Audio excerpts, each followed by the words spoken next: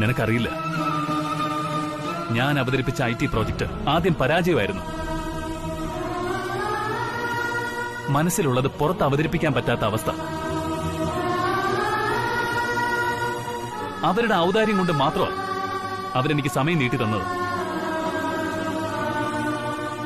അപ്പോഴും എന്റെ മനസ്സിനെ ഒന്ന് നിയന്ത്രിച്ച് നിർത്താൻ ഞാൻ നിന്നെ ഫോൺ വിളിച്ചുകൊണ്ടേയിരുന്നു. അബദ്ധവശാലോ എന്തോ ഒരു പ്രാവശ്യം നീ ഒന്ന് ഫോൺ എടുത്തു.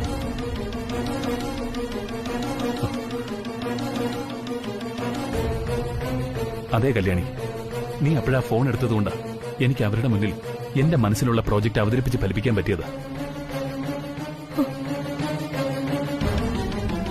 ദേ കണ്ടില്ലേ ആ പ്രോജക്റ്റ്?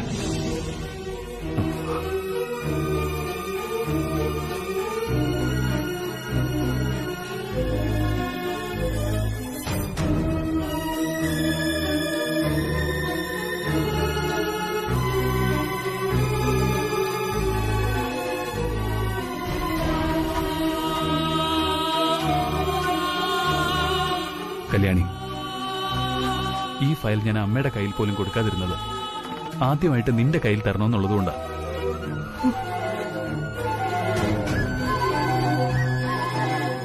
എന്താ കല്യാണി ഇത്?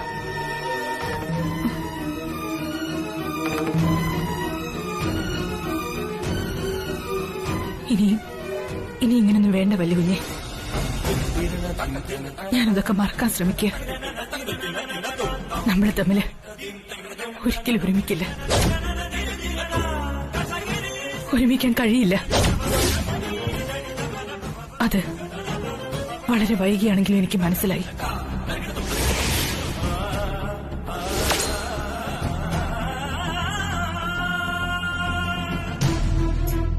ഹൃദയം കീറി മുറിക്കുന്ന വാക്കുകളൊന്നും പറയരുത് കല്യാണി. എന്താ നീ ഇങ്ങനെയൊക്കെ ചിന്തിക്കുന്നത്? എന്താ ഇവിടെ നടന്നത്?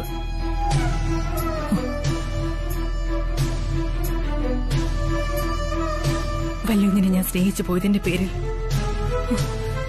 മാഡം എന്നെ ഇപ്പൊ വെറുക്കുക, എന്നെ അപമാനിക്കുക.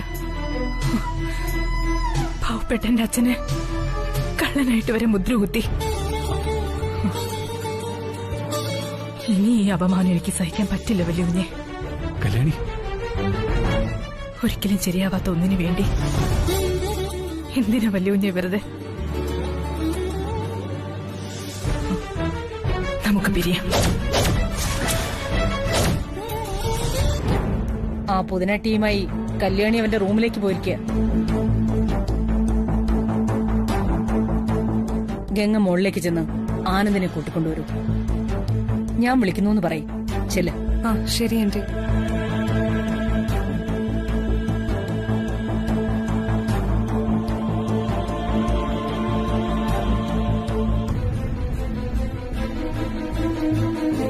എനിക്ക് എന്നെ തന്നെ നിയന്ത്രിക്കാൻ കഴിഞ്ഞില്ല. അപ്പോഴാണ് ഞാൻ കല്യാണിയെ തല്ലിയത്. അവൾക്ക് എന്നോട് അങ്ങനെ പറയാൻ എങ്ങനെയാ തോന്നിയത്? ബ്രോ, കല്യാണിയുടെ സാഹചര്യം അങ്ങനെയല്ലേ ബ്രോ? ഒരു വശത്ത് ദാസേട്ടൻ, മറുവശത്ത് നമ്മുടെ അമ്മ. എങ്ങനെ പിടിച്ചേക്കാൻ പറ്റുക? ഒരു പാവം പെൺകുട്ടിയല്ലേ കല്യാണി.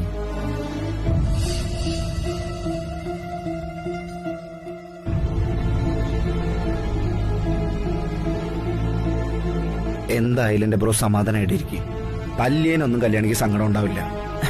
തല്ലിയില്ലായിരുന്നെങ്കിൽ ഒരു പക്ഷെ കല്യാണിക്ക് സങ്കടമായി പോയത്. എന്തായാലും എനിക്ക് അവളെ ഒന്ന് കാണണം. ബ്രോ, ഈ രാത്രിയിൽ അത് വേണ്ട. ദാസേട്ടൻ അവിടെ ഉണ്ടാവും. ദേഷ്യം കൊണ്ട് ഇനി ദാസേട്ടൻ എന്തെങ്കിലും പറഞ്ഞു പോയാൽ അതും കൂടി അനുഭവിക്കുന്ന കല്യാണിയായിരിക്കും. അതുകൊണ്ട് തൽക്കാലം ഇപ്പം അങ്ങോട്ട് പോകണ്ട. നമുക്ക് വീട്ടിലേക്ക് പോവാം. വാ വാ. ഇങ്ങനെ ഓരോന്നാലോചിച്ച് വിഷമിച്ചു നിന്നോളൂ. ഇനി വലിയ കുഞ്ഞിനോട് അങ്ങനെയൊന്നും പെരുമാറല്ലേ ചേച്ചി. പിന്നെ ഞാൻ എന്താ ചെയ്യണ്ടേ? എനിക്കിതേ ഒരു വഴിയുള്ളൂ. ഇനി എന്തൊക്കെയായാലും നിങ്ങൾ തമ്മിൽ ചേരണമെന്നുള്ളത് ദൈവത്തിന്റെ തീരുമാനം.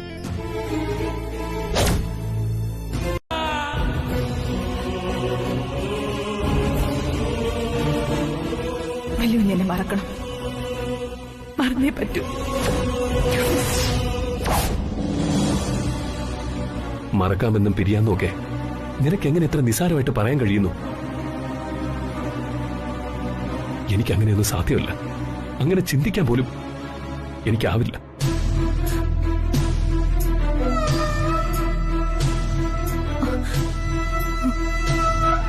നിന്നെ എന്നെ ഒരുമിച്ച് ചേർത്തത് ദൈവമാ. നിന്നെ സ്നേഹിക്കാൻ എന്നെ പ്രേരിപ്പിച്ചതും എന്റെ ഹൃദയത്തിലേക്ക് നിന്നെ കുടിയിരുത്തിയതും അതേ ദൈവം തന്നെയാ. ദൈവത്തെ സാക്ഷിയാക്കിയ ഞാൻ നിന്നെ എന്റെ ജീവിത സഖിയാക്കിയത്. ഇപ്പോ അതേപോലൊരു ദൈവത്തിന്റെ മുമ്പിൽ വെച്ച് നീ ഇങ്ങനെ പറയുന്നു, നമുക്ക് പിരിയാന്ന്. നിന്നെ എന്റേതും എന്നെ നിന്റേതുമാക്കിയ ദൈവത്തെ സാക്ഷി നിർത്തി ഇങ്ങനെയൊന്നും പറയരുത്. ദൈവം പോലും സഹിക്കില്ല. മറക്കാന്നൊക്കെ നിനക്ക് എളുപ്പത്തിൽ പറയാൻ കഴിയും. പക്ഷെ എനിക്കതിന് കഴിയില്ല. എനിക്ക് നിന്നെ മറക്കുന്നതിനേക്കാൾ എളുപ്പം ഞാൻ മരിക്കുന്നതാ.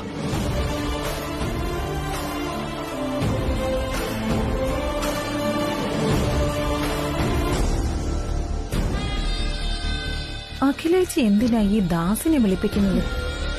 എന്താണ് കാര്യമൊന്നും ഒരു പിടിയും കിട്ടുന്നില്ലല്ലോ.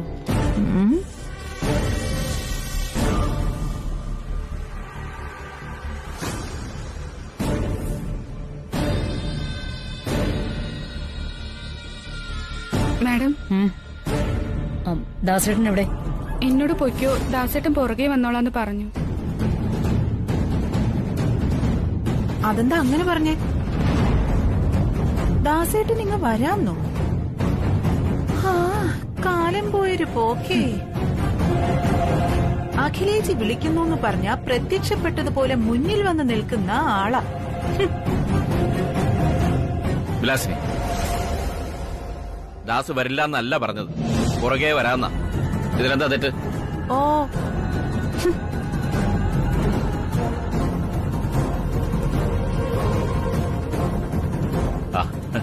ദാസ് വന്നല്ലോ. മാഡം എന്നെ വിളിച്ചത് പറയാൻ ദാസേട്ടാ. ആ പരമ്പരാഗത മാലയുടെ പ്രശ്നത്തിൽ ദാസേട്ടന് വല്ലാത്ത മാനസിക വിഷമം ഉണ്ടായിട്ടുണ്ട്. അതെനിക്ക് നന്നായി അറിയാം.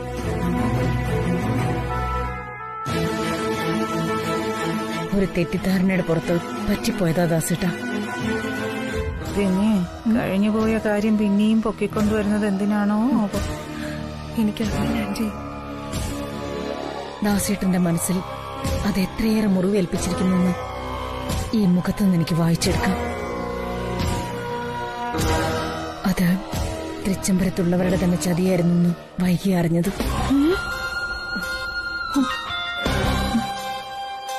ദാസേട്ടൻ എന്നോട് ക്ഷമിക്കണം. അല്ല മാഡം, മാഡം എന്താ ഇങ്ങനെയൊക്കെ? 25 വർഷങ്ങളായി എന്റെ കുടുംബത്തോട് നന്ദിയും സ്നേഹവും വിശ്വാസവും പുലർത്തി ജീവിക്കുന്ന ആളാ ദാസേട്ടൻ. ആ ദാസേട്ടന് മാനസിക വിഷമം ഉണ്ടായതിൽ എനിക്ക് ദുഃഖമുണ്ട്. ഈ കുടുംബത്തിലുള്ള എല്ലാവർക്കും നന്മ മാത്രം വരണമെന്ന് ആഗ്രഹിക്കുന്ന ദാസേട്ടന് വേണ്ടി എനിക്കെന്തെങ്കിലും ചെയ്യണമെന്നുണ്ട്. എതിര് പറയരുത് ദാസേട്ടാ. ഞാൻ ദാസേട്ടന് ഒരു വീട് പണിതു തരാൻ പോവാ.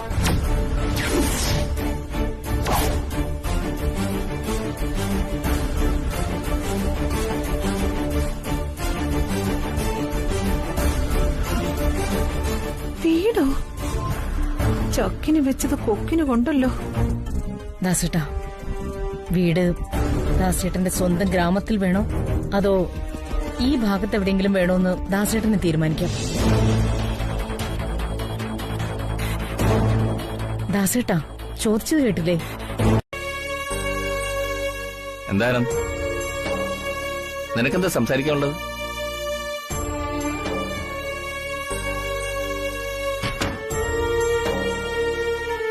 എന്താ അച്ഛാ ഇവിടെ നടക്കുന്നത്? എനിക്കൊന്നും മനസ്സിലാവുന്നില്ല. അച്ഛൻ എന്നിൽ നിന്ന് എന്തൊക്കെയോ മറച്ചു വെക്കുന്നുണ്ട്. അതെന്താണെന്ന് എനിക്ക് അറിയണം. അച്ഛൻ അത് എന്നോട് പറയണം, പ്ലീസ്. എന്താണ് നീ എന്താ ഇങ്ങനെയൊക്കെ ചോദിക്കുന്നത്? ഞാൻ നിന്നിൽ നിന്ന് എന്ത് മറച്ചു വെച്ചോന്നാ? അച്ഛാ, അച്ഛന്റെ ഈ മുഖം പറയുന്നുണ്ട് അച്ഛൻ എന്നിൽ നിന്ന് എന്തൊക്കെയോ മറച്ചു വെക്കുന്നുണ്ടെന്ന്.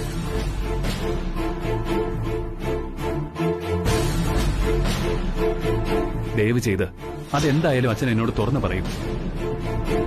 എന്റെ മനസ്സറിയാവുന്ന അച്ഛൻ എന്തിനാ എന്നോട് ഇങ്ങനെ?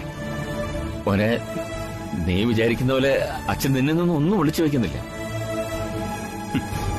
കല്യാണിയുടെ എന്റെയും കാര്യത്തിൽ അമ്മ ഞങ്ങൾക്ക് അനുകൂലമായൊരു തീരുമാനത്തിലേക്ക് എത്തുമെന്ന് അച്ഛൻ പറഞ്ഞു. എന്നിട്ടിപ്പോഴോ? സത്യം എനിക്കറിയണം. അന്ന് പിറന്നാൾ ദിവസം അച്ഛൻ അമ്മയോട് എന്റെയും കല്യാണിയുടെയും കാര്യം പറഞ്ഞപ്പോ അമ്മ എന്തു മറുപടിയാ പറഞ്ഞത്? എന്താ അവിടെ സംഭവിച്ചത്?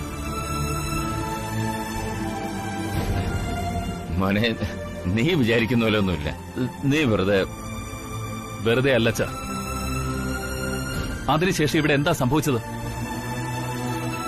കല്യാണിക്ക് സമ്മാനമായി കൊടുത്ത പരമ്പരാഗത മാല അമ്മ തിരികെ വാങ്ങിയില്ലേ? ബോധപൂർവം ദാസേട്ടന്റെയും കല്യാണിയുടെയും മേൽ മോഷണക്കുറ്റം ചുമത്താൻ നോക്കിയില്ലേ? എന്നിട്ടിപ്പോ ആ കുറ്റബോധം തീർക്കാൻ ദാസേട്ടന് വീട് വെച്ചു കൊടുക്കാൻ പോകുന്നു.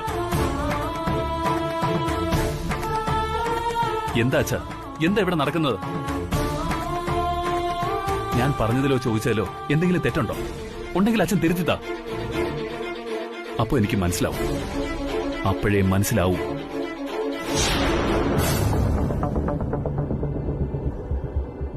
ശരിയാണ്, നീ പറഞ്ഞത് മുഴുവൻ ശരിയാണ്.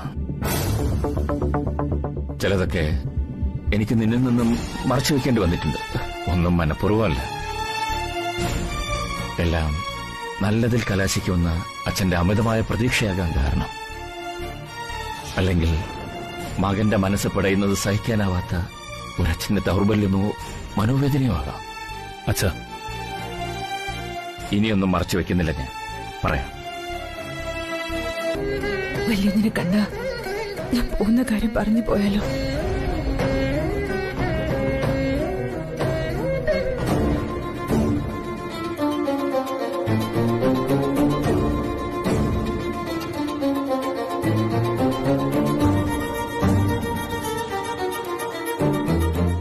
കല്യാണി,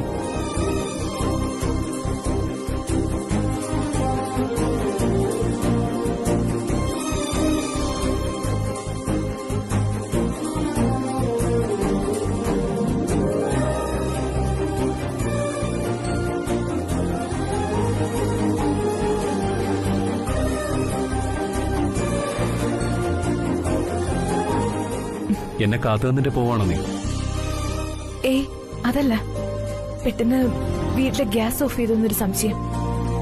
ഓ, അതാണോ? എങ്കിൽ പിന്നെ പോയി ഓഫ് ചെയ്തിട്ട് വാ കല്യാണി. വേണ്ട, ഞാനത് ഓഫ് ചെയ്തിട്ട് തന്നെ വന്നത്. ഇപ്പൊ ഓർക്കുന്നുണ്ട്.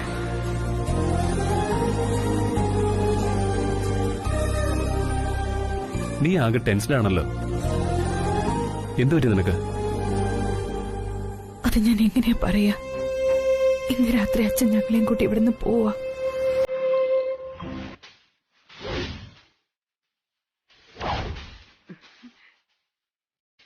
ചേച്ചി, പൂക്കളെല്ലാം കൃത്യം വിഗ്രഹത്തിന് ചുറ്റും വീണു.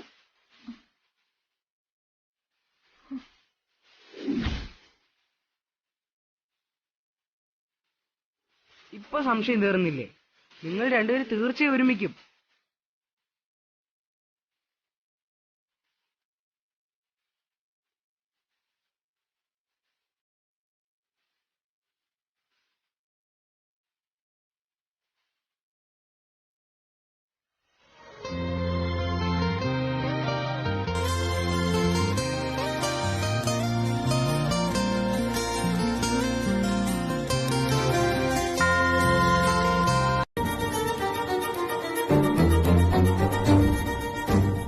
ഇവിടെ എന്താ ശിവരാമേട്ടൻ?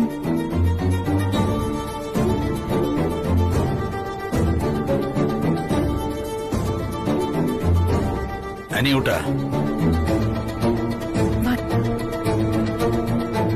വന്നേ.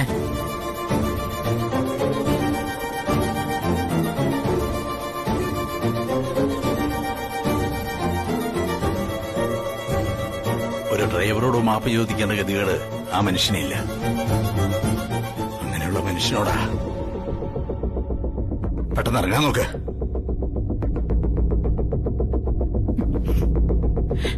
എന്താ പരിപാടി? സാറ് വന്ന് പറഞ്ഞില്ലേ അച്ഛാ, ഇനി നമ്മൾ നാട് വിട്ട് പോണോ? രാഖ്യരാമാനൻ നാട് വിടാൻ പോവുക. ഓ, ഇതിൽ പര എനിക്ക് എന്ത് സന്തോഷം വരാനുള്ളത്. ഇനി സാക്ഷാൽ അഖിലാമ്മേടം വന്ന് മാപ്പ് പറഞ്ഞാലും ഈ ദാസന്റെ തീരുമാനത്തിൽ ഒരു മാറ്റവും വരാൻ പോകുന്നില്ല.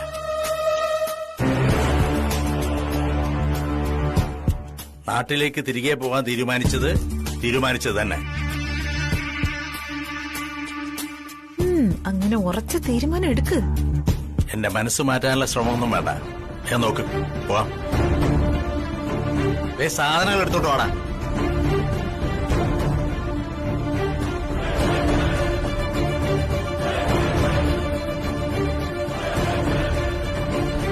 അയ്യോ, അഖിലയുടെ വിശ്വസ്തൻ അങ്ങനെ നാട് വിട്ടു പോകുന്നു. ശിവരാമേട്ടൻ വന്ന് സമാധാനിപ്പിച്ചതുപോലെ ഇനി ആനന്ദെങ്ങാനും ദിവ്യജ്ഞാനം വന്ന് ഇവര് നാട് വിട്ടു പോകുന്നത് അറിഞ്ഞു വന്നാലോ? അയ്യോ, അത് പാടില്ല. അതിനുള്ള അവസരം ഉണ്ടാകാൻ പാടില്ല. ഹാളിൽ തന്നെ പോയി ഇരിക്കാം.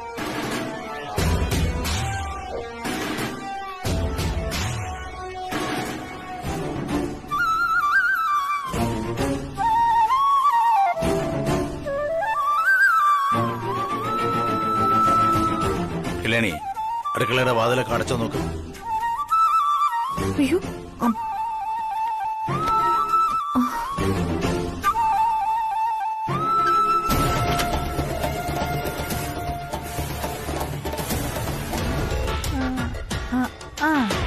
പറഞ്ഞോ? ഓഹോ,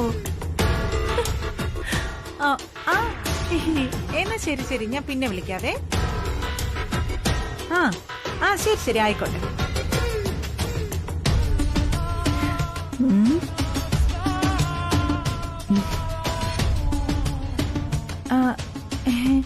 അയ്യോ ചേച്ചി, ചേച്ചി എന്താ ഈ സമയത്ത് ഉറങ്ങിയില്ലേ? ഞാൻ ഉറങ്ങില്ല. അല്ല, ഈ സമയത്ത് നീ എന്താ ഇവിടെ? ഞാനോ? ഞാൻ ഫോണിലായിരുന്നില്ലേ, മക്കള് വിളിച്ചോണ്ടിരിക്കുകയായിരുന്നു.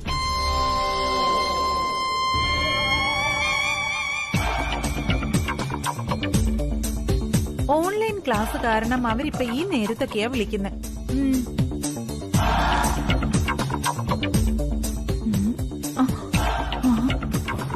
ഈ സമയത്ത് അമ്മ എന്താ ഹാളില്? ഇളയമ്മയുണ്ടല്ലോ കൂടെ. എന്തായിരിക്കും കാര്യം? എന്റെ കണ്ണ് തുടിക്കുന്നുണ്ടല്ലോ.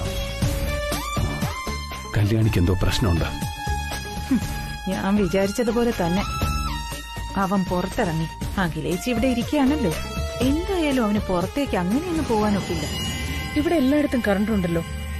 എന്റെ മുറിയിൽ മാത്രം എന്താ കറണ്ട് ഇല്ലാത്തത്? അയ്യോ, ചേച്ചിയുടെ മുറിയിൽ കറണ്ട് ഇല്ലേ? ഷോ, അതെന്ത് പറ്റി?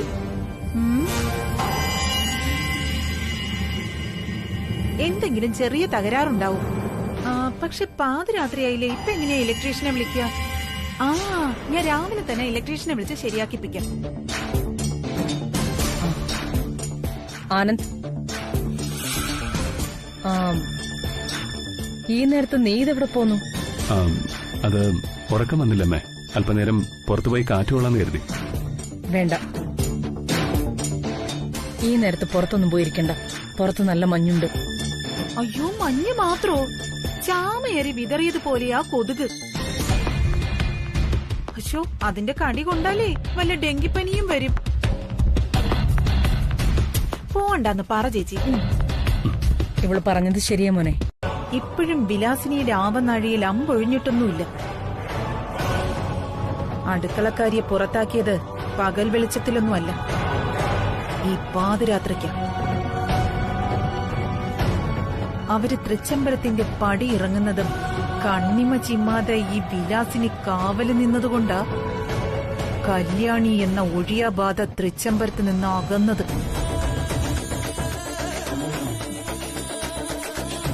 തന്ത്രത്തിലൂടെ ആനന്ദിനെ പുറത്താക്കാതെ തടഞ്ഞും യജമാന ഭക്തിയും കൂറും കൂടുതലുള്ള ദാസിന്റെ നാവ് അടക്കിച്ചുമാ ഞാൻ ആ കാര്യം നടപ്പാക്കിയത്. എന്തെങ്കിലും ഒരു കാര്യം വിചാരിച്ചാ പിന്നെ വിലാസിനി ആന്റിക്ക് ഊണമില്ല ഉറക്കമില്ല. അത് നടപ്പാക്കിയിട്ട് ആന്റി വിശ്രമിക്കൂ. ഞാൻ നോമ്പ് നോക്കാൻ തുടങ്ങിയിട്ട് കാലം കുറച്ചായി. ആ അടുക്കളക്കാരിയെ ഒന്ന് പുറത്താക്കാൻ അത് നടപ്പാക്കി. എനിക്ക് സന്തോഷമായി. അജ്ഞാതമായ താഴ്വരയിലേക്ക് കാമുകി ഇറങ്ങി മറഞ്ഞല്ലോ. കാമുകന്റെ ഇപ്പോഴത്തെ അവസ്ഥ എന്താ? ഞാൻ പറഞ്ഞല്ലോ, പുറത്തു ചാടാൻ ശ്രമിച്ച വെരികിനെ ഞാൻ തന്ത്രപൂർവം കൂട്ടിലടച്ചു. നേരം പുലർന്നാൽ വിരഹഗാനം പാടി തൃച്ചംബരത്തൂടെ തേരാപ്പാര നടക്കും. വാവ്, കേൾക്കാൻ കാതുകൾക്ക് എന്തിമ്പം. ആന്റി, അടവുകൾ അറിഞ്ഞ് ആയുധം വീശുന്നവനല്ല, അവസരമറിഞ്ഞ് ആയുധം വീശുന്നവനാണ് വിജയം.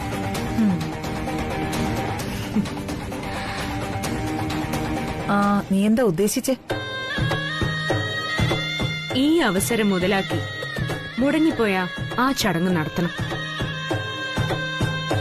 ഗംഗയെ തൃച്ചംബരത്തെ അംഗമാക്കുന്ന ആ ചടങ്ങ് നടത്തിയേ പറ്റൂ. അത് ഞാൻ ഏറ്റുപ്രിയങ്ക. എന്റെ അടുത്ത ദൗത്യം അതാ. അതിനുള്ള കളമൊരുക്കലായിരിക്കും നാളെ മുതൽ തൃച്ചംബരത്ത്. ഗുഡ്. എങ്കിൽ സൂര്യൻ കിഴക്കുണർന്ന് ദാസും കുടുംബവും ഒളിച്ചോടി എന്നുള്ള വാർത്ത അഖില അറിയും മുമ്പ് നിങ്ങൾ അവിടെ എത്തണം.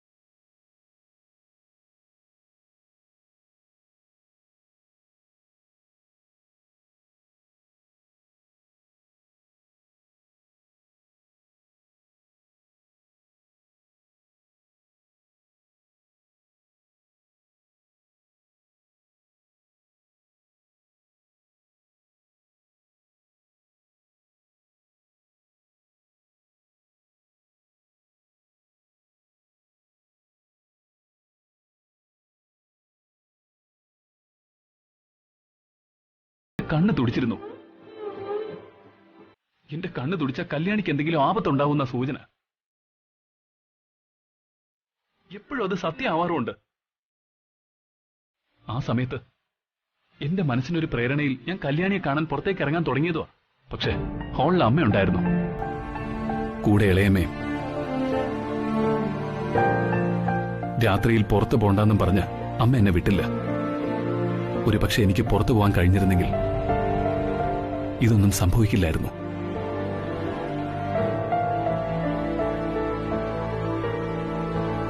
ദാസിന്റെ മാനസികാവസ്ഥ മനസ്സിലാക്കുന്നതിൽ നമുക്ക് രണ്ടുപേർക്കും ഒരുപോലെ തെറ്റുപറ്റി.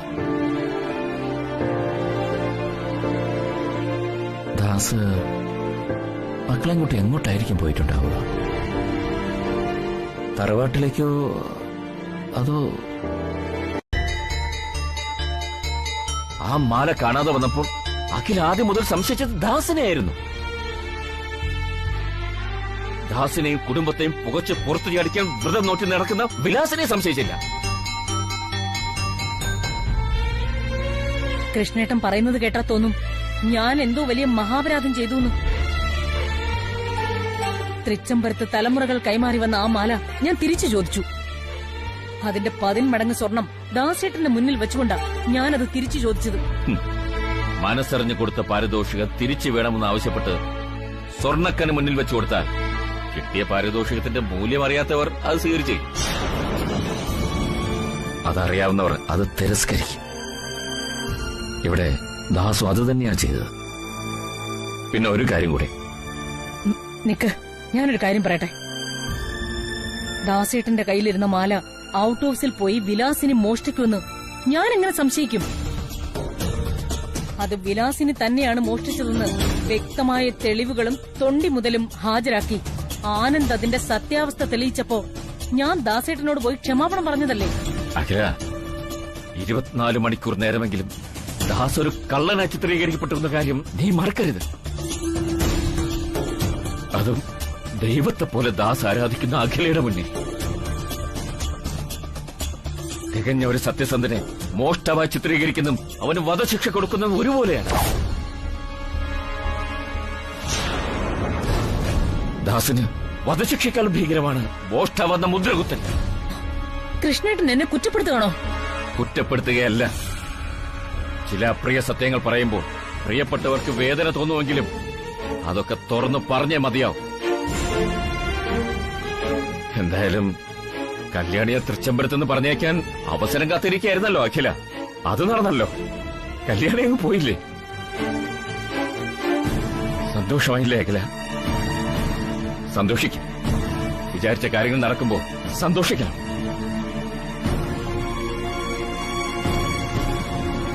പക്ഷേ കൈവിട്ട് കളഞ്ഞത് തിരിച്ചു വേണമെന്ന് തോന്നിയാൽ കിട്ടാൻ പ്രയാസമാണ്.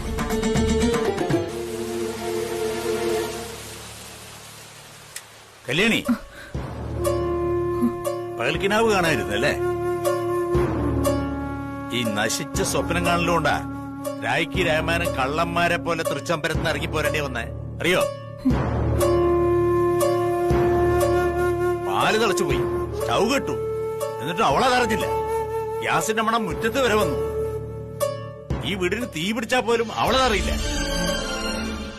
മനസ്സ് കെട്ടിപ്പൊക്കിയ ആ സ്വപ്ന കൊട്ടാരങ്ങളൊക്കെ വിട്ട് നീ താഴോട്ടിറങ്ങി വാ. അതൊക്കെ വെറും സ്വപ്നങ്ങളായിരുന്നു, വെറും സ്വപ്നങ്ങൾ. സ്വപ്നങ്ങൾ എപ്പോഴും സ്വപ്നം കാണാനേ കൊള്ളാവൂ. സ്വപ്നത്തിലെ രാജകുമാരനെ പ്രണയിച്ച രാജകുമാരിയുടെ കഥ മുത്തശ്ശി നിനക്ക് പറഞ്ഞു തരുന്ന കേട്ടിട്ടുണ്ട് ഞാൻ പലപ്പോഴും. അതിനുശേഷം മുത്തശ്ശി ഒരു സാരോപദേശവും തരാറുണ്ട്. എന്റെ മോളൊരിക്കലും സ്വപ്നലോകത്ത് ജീവിക്കരുതെന്നും സ്വപ്നമല്ല ജീവിതം. ഏത് മുത്തശ്ശി, എന്തുപദേശം! സഹി കിട്ടും എനിക്ക്.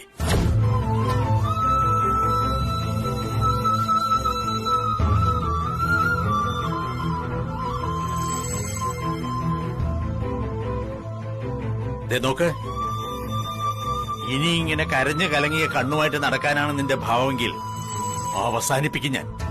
നിന്നെയല്ല, എന്റെ ജീവിതം.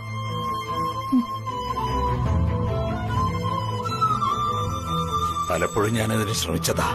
പിന്നീട് ആലോചിച്ചപ്പോ ആത്മഹത്യ ചെയ്ത് നിങ്ങളെ അനാഥരാക്കാനും അപമാനിക്കാൻ എനിക്ക് മനസ്സ് വന്നില്ല. ഇനിയും എന്നെ കൊണ്ടത് ചെയ്യിപ്പിക്കരുത്. തീരുമാനിച്ചുറപ്പിച്ചാൽ ഞാനത് ചെയ്തിരിക്കും. ഓർമ്മിച്ചോ? ഞാൻ വേണോ സ്വപ്നത്തിലെ രാജകുമാരൻ വേണോന്ന് നിനക്ക് തീരുമാനിക്കാം.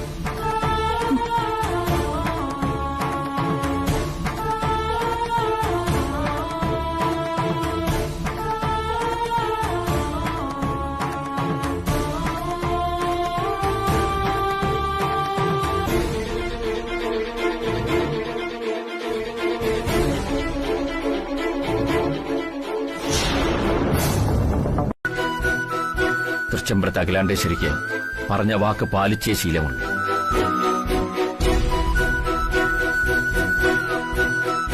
ഇക്കാര്യത്തിലും അതങ്ങനെ തന്നെ വേണമെന്ന് എനിക്ക് നിർബന്ധമുണ്ടാക്കില്ല. അറിഞ്ഞോ അറിയാതെയോ അത് മറന്നിട്ടുണ്ടെങ്കിൽ അത് ഓർമ്മിപ്പിക്കേണ്ടത് എന്റെ കടമയാണ്.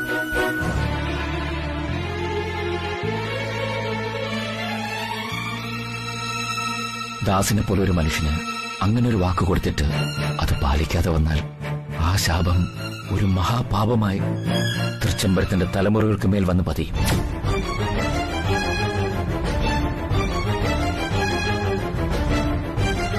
അതൊരു പക്ഷേ ആനന്ദിന്റെ കല്യാണത്തിന്റെ സന്തോഷം കെടുത്തിയേക്കാം.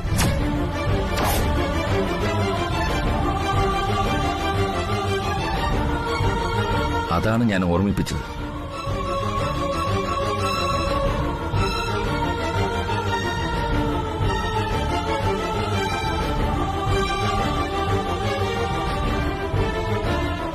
കല്യാണിയെ തൃച്ചംബരത്തിൽ നിന്ന് പറഞ്ഞു വിട്ടാലേ ആനന്ദിന്റെ കല്യാണം നടക്കുമെന്ന് ഒരുപക്ഷെ ഗുരുജി പറഞ്ഞത് വാസ്തവമായിരിക്കാം. എന്നാൽ കല്യാണിയെ വേദനിപ്പിച്ചിറക്കി വിടണമെന്നല്ല ഗുരുജി ഉദ്ദേശിച്ചത്. അവളെ സന്തോഷത്തോടെ പറഞ്ഞയക്കണമെന്ന്.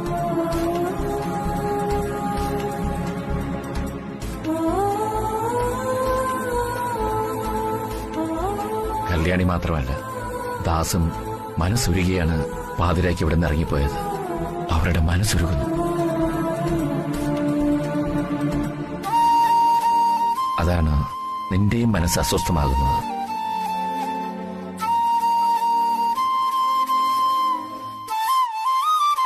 അതുകൊണ്ട് അവരെ കണ്ടെത്തി തിരികെ കൊണ്ടുവന്ന് പറഞ്ഞ വാക്ക് പാലിക്കണം. അപ്പോൾ എല്ലാം നല്ലതായി തന്നെ നടക്കും. എന്തിനാ അമ്മയെ വിളിപ്പിച്ചത്? ആനന്ദ്, നീയും അരവിന്ദും വേഗം എന്റെ കൂടെ വരൂ. അമ്മേ, അച്ഛനെയും കൂടി കൂട്ടിക്കോ. ഒരിടം വരെ പോവാനാ. അല്ല, എങ്ങോട്ടാ? ദാസേട്ടനെയും കല്യാണിയും കൂട്ടിക്കൊണ്ടുവരാൻ പോകുന്നു. എന്താടാ, എന്തിനാ നീ ഇങ്ങനെ കെതിക്കുന്നേ? കാര്യം പറയേ. ഞാൻ പറയാൻ പോകുന്ന കാര്യം കേട്ടാ ചേച്ചിക്ക് എല്ലാം മനസ്സിലാവും. ഒരു സന്തോഷ വാർത്ത പറയാനാ ഞാൻ ഓടി വന്നത്. എന്താ ഇത്ര വലിയ സന്തോഷ വാർത്ത? അഖില മേഡം നമ്മളെ തിരക്കി വരുന്നു.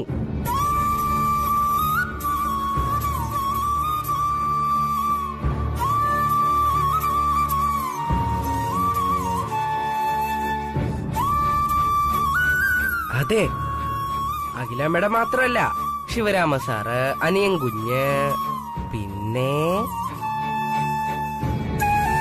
മറ്റൊരാളും കൂടി ഉണ്ട്, നമ്മുടെ വല്യുഞ്ഞ്.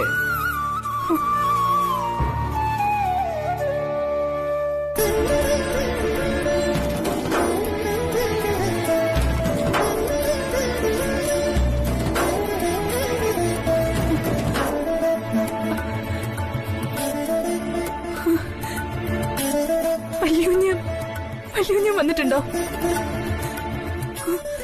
നീ സത്യമാണോ പറയണേ? സത്യം. ഇപ്പൊ ചേച്ചിയുടെ ഈ മൊബൈലിലേക്ക് അച്ഛൻ വിളിച്ചതേ ഉള്ളൂ.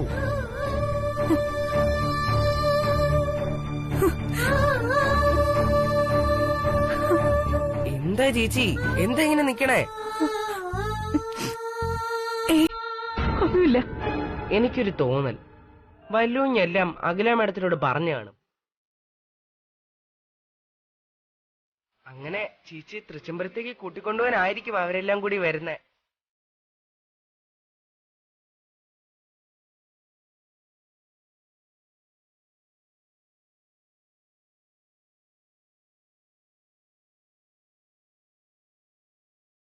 എന്താ ചേച്ചി, എന്താ ഇങ്ങനെ നിക്കണേ?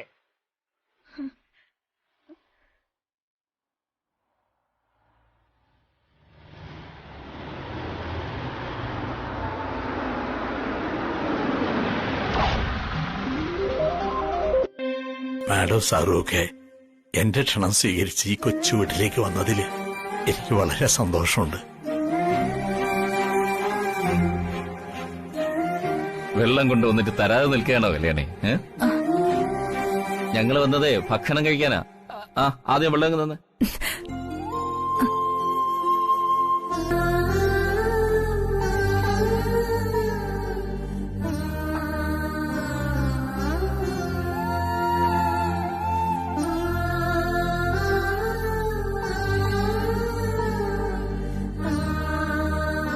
ദൈവമേ, മാഡം വന്ന സന്തോഷത്തിൽ ഞാനെല്ലാം മറന്നു. കല്യാണി, മാഡം സാറൊക്കെ ഇവിടുന്ന് ഭക്ഷണം കഴിക്കാന്ന് പറഞ്ഞിട്ടുണ്ട്. നീ പോയി വേഗം ആഹാരം ഉണ്ടാക്ക. ശരി അച്ഛാ.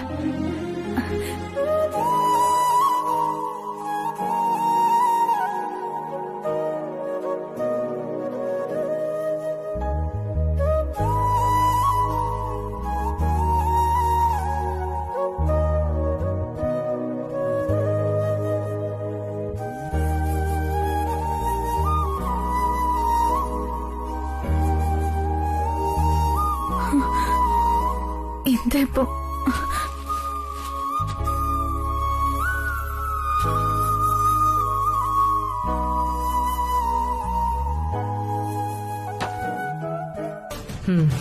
നന്ദനെ എന്ത് തന്ത്രം ഇറക്കിയും നമ്മുടെ പക്ഷം ചേർത്ത് നിർത്തണം. അത് ഞാൻ ഏറ്റു. ഇപ്പൊ പ്രിയങ്ക ഇവിടെ ആരും കാണാതൊന്ന് പോവാൻ നോക്ക്. അയ്യോ പിന്നെ ഞാൻ നിന്നെ അടിച്ചത് മനസ്സിൽ വെച്ചോണ്ടിരിക്കാതെ നന്ദനെ കയ്യിലെടുത്ത് കല്യാണിക്കെതിരെ തിരിക്കാൻ നോക്ക്. അറിയാലോ, പ്രിയങ്കയ്ക്ക് ലക്ഷ്യങ്ങളാണ് വലുത്. അതിന് വിഘാതമാകുന്നത് സ്വന്തം കൂടപ്പിറപ്പാണെങ്കിൽ പോലും ഒരു സഹതാപം കാണിക്കില്ല ഞാൻ. ഓർമ്മ വെച്ചോ.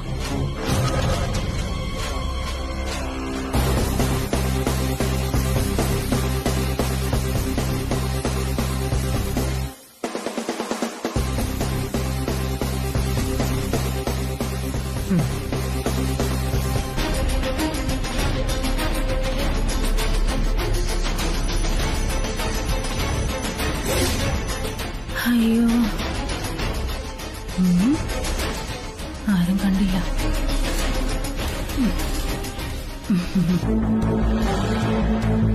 അമ്മേ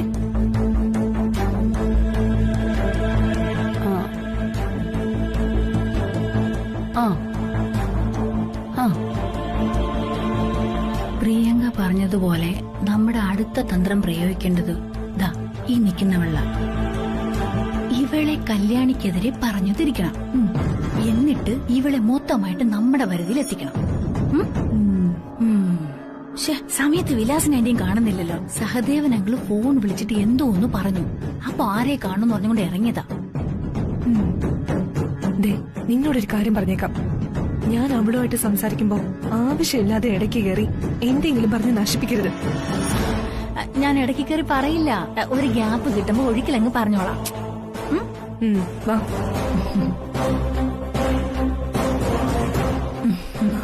നന്ദന, എന്താ? അമ്മയെ കാണാൻ പോയിരിക്കായിരുന്നല്ലേ? അതെ. വീട്ടിലെന്തുണ്ട് വിശേഷം? മഹേശ്വരി ആന്റിക്ക് സുഖമാണോ? ഞാൻ വീട്ടിൽ പോയെന്ന് നിങ്ങളോട് ആരാ പറഞ്ഞ? അതൊക്കെ ഞങ്ങൾ അറിഞ്ഞു.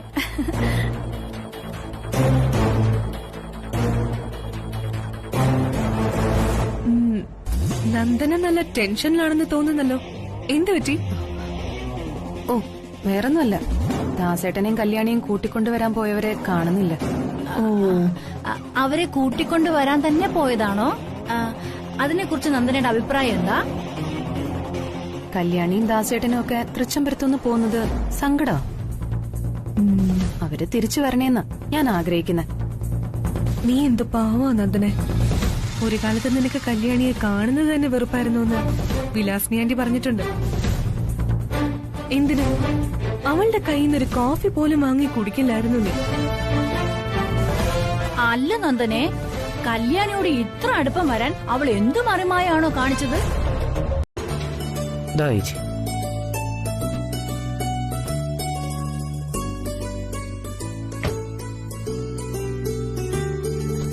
സർ, കാറ് ഞാൻ ഓടിക്കാം. ആയിക്കോട്ടെ, വരും മേഡം. നിങ്ങൾ പുറകെ വന്നേക്കേ. ശരി അച്ഛാ, കേറാം.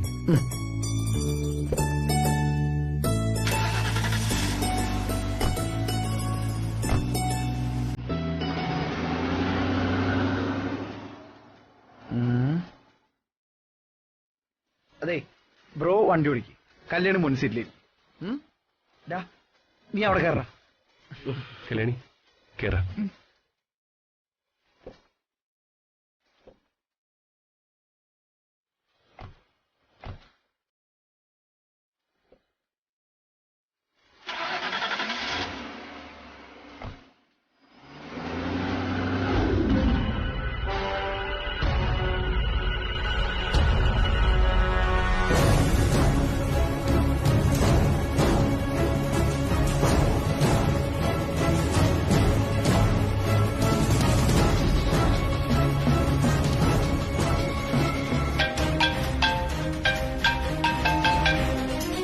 വിലാസിനി ആന്റി ആണല്ലോ. Hello aunty. പ്രിയങ്ക, നന്ദനയുടെ മനസ്സില് കല്യാണിയെ പ്രതിഷ്ഠിച്ചതുപോലെയാ. അവള് വഴങ്ങുന്നില്ല. ആദ്യ റൗണ്ട് പരാജയം. അറിഞ്ഞു. ഗംഗയും ജയന്തിയും നടത്തിയ ശ്രമം അന്നേ പരാജയമായിരുന്നു ഗംഗ വിളിച്ചു പറഞ്ഞിരുന്നു. ആന്റി അവിടെ ഉണ്ടായിരുന്നെങ്കിൽ ഒരുപക്ഷെ ഇങ്ങനെയൊന്നും ആവില്ലായിരുന്നു. സാരമില്ല, ആദ്യ റൗണ്ട് പരാജയപ്പെട്ടു എന്ന് കരുതി നിരാശപ്പെടേണ്ട ആന്റി. വീണ്ടും ശ്രമിക്കുക. അവൾ എവിടെ പോവാൻ? നമ്മുടെ കൂടെ തന്നെ ചേരേണ്ടവളാണ് നന്ദിനി. എനിക്ക് നിരാശയൊന്നുമില്ല പ്രിയങ്കെ. വല എറിഞ്ഞിട്ട് അവൾ അതിൽ വീണില്ലെങ്കിൽ ഞാൻ അവൾക്കൊരു വാരിക്കുഴി തീർക്കും. ദാസിനെയും മക്കളെയും കൂട്ടി അഖില ഇപ്പം മടങ്ങി വരും. പോയ കല്യാണി തൃച്ചംബരത്തേക്ക് വീണ്ടും കാല് കുത്തുകയാണ്. നന്ദനയുടെ മനസ്സ് മാറ്റി അവളെ കൂടി നമ്മുടെ കൂട്ടത്തിൽ ചേർത്താൽ തൃച്ചംബരത്തെ യുദ്ധം നമുക്ക് പൂർണ്ണമാക്കാം. അത് ഞാൻ ഏറ്റു പ്രിയങ്കെ. നീ സമാധാനമായിട്ടിരിക്കും. ശരി ആന്റി, ഗുഡ് നൈറ്റ്.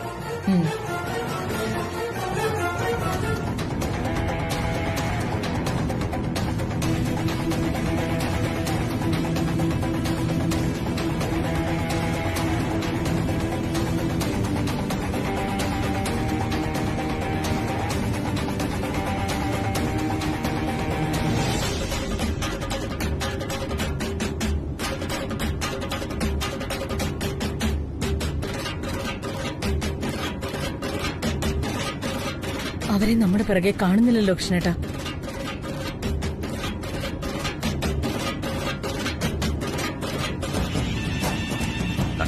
അവരിങ് എത്തിക്കോളൂ. അങ്ങനെ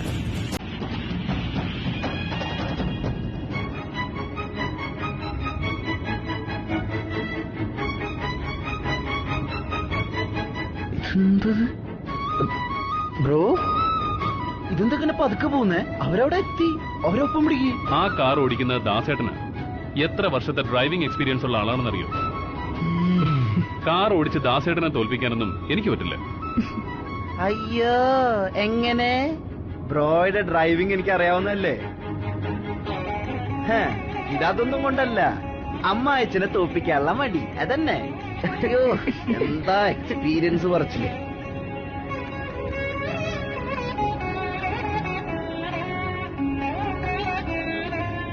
അവർക്ക് വന്നോളൂ, നീ ടെൻഷൻ അടിക്കാതെ.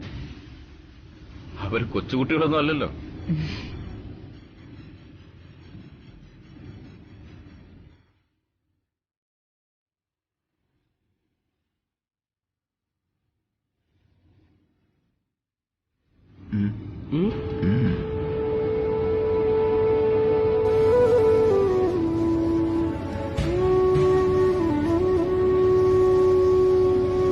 നീ ഇതെങ്ങാനും കണ്ട് പഠിച്ചാണ്ടല്ലോ.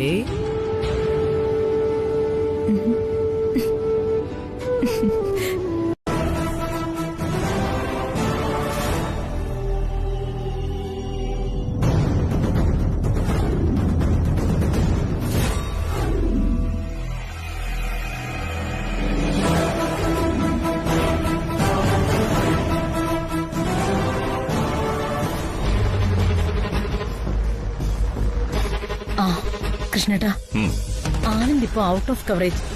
അരവിന്ദിന്റെ ഫോൺ സ്വിച്ച് ഓഫ്. അതൊരു റൂറൽ ഏരിയ, ടവർ പോലും കാണില്ല.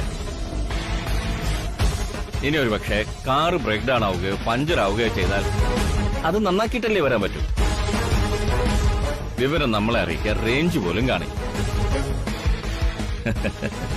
അങ്ങനെ ടെൻഷൻ ആവാതെ, അവർ കൊച്ചുകുട്ടികളൊന്നും അല്ലല്ലോ.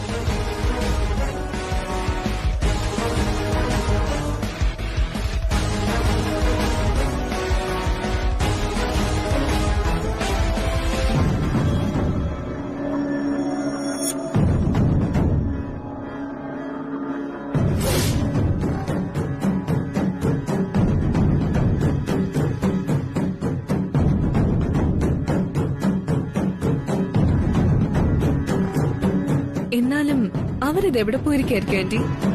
എന്റെ ഗംഗയെ അത് തന്നെയാ ഞാനും ആലോചിക്കുന്നത്. അവരുടെ ധൈര്യം സമ്മതിച്ചു കൊടുത്തേ പറ്റൂ. അഖിലാന്റിയെ അങ്കിളിനെയും ദാസേട്ടനെയും മുമ്പേ വിട്ടു. പാതിരാത്രിയായിട്ടും അവർ ഇതുവരെ എത്തിയിട്ടില്ല.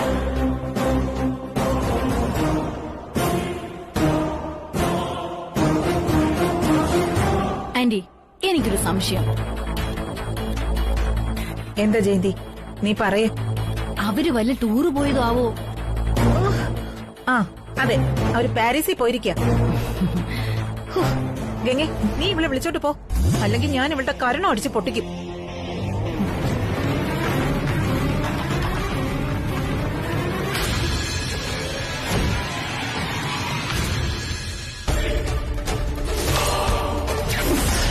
ഗംഗ,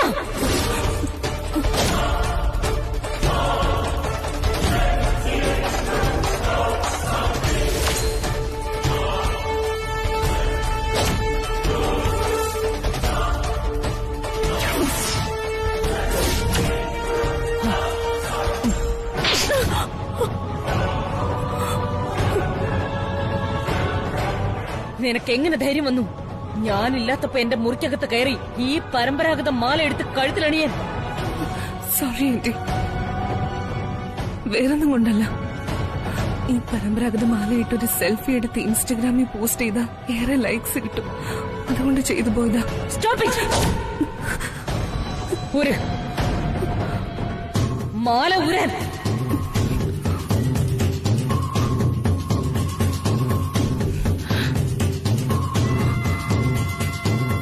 അതവിടെ വയ്ക്ക്. വയ്ക്കാനല്ലേ പറഞ്ഞത്?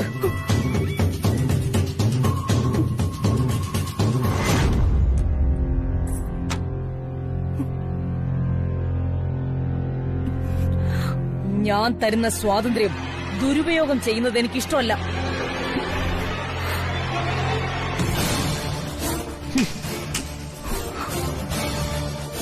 നോക്ക്, ഇനി മേലാൽ എന്റെ പെർമിഷൻ ഇല്ലാതെ എന്റെ മുറിയിൽ കയറിപ്പോവരുത്, മനസ്സിലായോ? എന്താ നിന്റെ നാവിറങ്ങിപ്പോയോ? ആംഗ്യഭാഷ വേണ്ട. മനസ്സിലായി. Out, get out.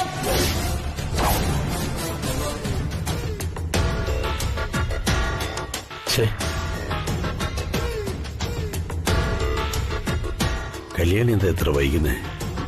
ഫോൺ വിളിച്ചിട്ട് ആരെയും കിട്ടുന്നില്ലല്ലോ.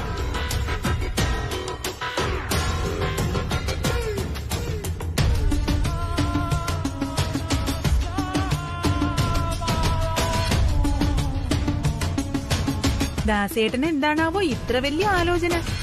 മാഡം എന്താ ഈ നേരത്തെ? അയ്യോ, ഇത് തൃച്ചംബരത്തിന്റെ ഔട്ട് ഹൗസ് അല്ലേ? ഏത് നേരത്തും എനിക്കിവിടെ വരാം. മാഡം, ഞാൻ അങ്ങനെയൊന്നും ഉദ്ദേശിച്ചല്ലേ ചോദിച്ചത്.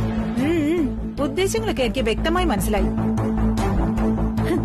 അതുകൊണ്ട് കൂടുതൽ വിശദീകരണമൊന്നും വേണ്ട.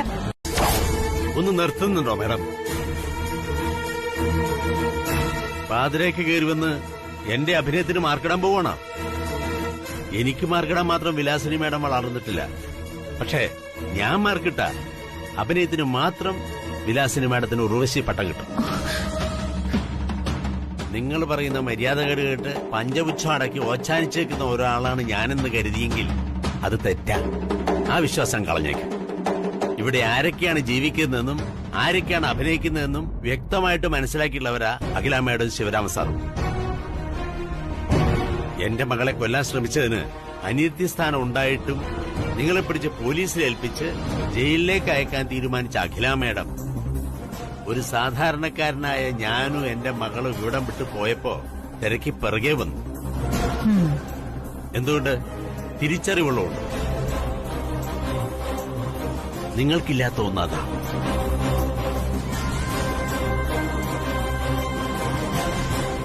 നിങ്ങളെപ്പോലത്തെ നേരും നെറിവില്ലാത്ത ചിലരോടൊക്കെ ഏറ്റുമുട്ടി സ്വയം നാണം കെടണ്ടാന്ന് കരുതി തൃച്ചംബരം വിട്ടവനാ ഞാൻ.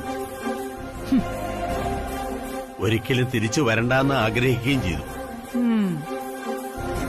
പക്ഷേ അഖിലാമ്മയുടെ എന്റെ വീട്ടിൽ എന്റെ മകൾ വെച്ചു വിളമ്പിയ അന്നത്തിന്റെ മുമ്പിലിരുന്ന് ഇത് ഞാൻ കഴിക്കണമെങ്കിൽ ദാസ് തൃച്ചംബരത്തേക്ക് തിരിച്ചു വരണമെന്ന് പറഞ്ഞപ്പോ എനിക്കത് അനുസരിക്കാതിരിക്കാൻ കഴിഞ്ഞില്ല. അങ്ങനെയാ ഞാൻ തിരിച്ചു വന്നത്. അതെന്തുകൊണ്ടാ? അനുസരണയുള്ളതുകൊണ്ട്. നിങ്ങൾക്കില്ലാത്ത മറ്റൊരു ഗുണവും അതാ. നിങ്ങൾ പലപ്പോഴും പലതും പറഞ്ഞ് എന്നെ അപമാനിക്കാൻ ശ്രമിച്ചിട്ടുണ്ട്. അതിനൊക്കെ ഞാൻ മറുപടി പറയാതെ നിന്നിട്ടുള്ളത് നിങ്ങളെപ്പോലെ ആകാൻ എനിക്ക് താല്പര്യമില്ലാത്തതുകൊണ്ടാണ്. എന്നുവെച്ച് ദാസ് പ്രതികരണശേഷി നഷ്ടപ്പെട്ടവനാണെന്ന് കരുതരുത്. അളമുട്ടിയ ചേരയും കടിക്കും, അത് ഓർമ്മിച്ചോ. നിങ്ങൾ പറയുന്നതിനും പ്രവർത്തിക്കുന്നതിനും അതേ നാണയത്തിൽ തിരിച്ചടിക്കാൻ എനിക്കറിയാഞ്ഞിട്ടല്ല. അങ്ങനെ ചെയ്താൽ ഞാനും നിങ്ങളും തമ്മിൽ എന്ത് വ്യത്യാസമുള്ളൂ മാഡം? കഷ്ടം.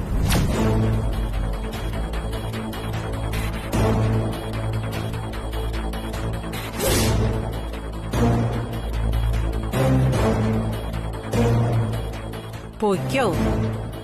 എനിക്കെതിരെ ശബ്ദിച്ച നിന്റെ നാവ് ഞാൻ നിശ്ചലമാക്കുന്നത് കണ്ടോ നീ? അനുസരണ എന്താണെന്നും അഭിനയം എന്താണെന്നും തിരിച്ചറിവ് എന്താണെന്നും ഒക്കെ ഞാൻ പഠിപ്പിച്ചു തരാം ദാസേ.